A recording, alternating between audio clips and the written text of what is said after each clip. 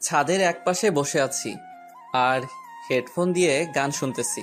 বিকেলবেলা ছাদে বসে গান শুনতে মজাই আলাদা।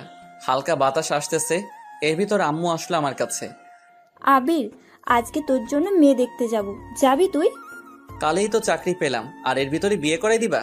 এত তাড়াতাড়ি আমি বিয়ে করতে পারবো না।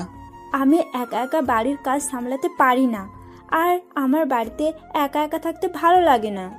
আমি বিয়ে করব না। আমি যেটা বলছি সেটাই যেন হয়, তা না হলে আমি বাড়ি থেকে নেমে যাব কিন্তু। আম্মু, তুমি আমাকে বিয়ে করার জন্য এমন উঠে পড়ে লেগেছো কেন? আমি আমার কথা বলে দিয়েছি, আমার আর কিচ্ছু বলার নেই। এটা বলে আম্মু ছাদ থেকে চলে গেল। আমি আম্মুর দিকে হা করে তাকিয়ে আছি। ধুর, কেন যে চাকরি পেলাম। চাকরি না পেলে মনে হয় বিয়ে করাই লাগতো না। সন্ধ্যার সময় আম্মুর সাথে মেয়ে দেখতে গেলাম। তারপরে তাদের সালাম দিলাম। আম্মুকে দেখে মেয়ের মা জড়িয়ে ধরলো। আমি তো দেখে অবাক। আম্মু, তুমি কি তাকে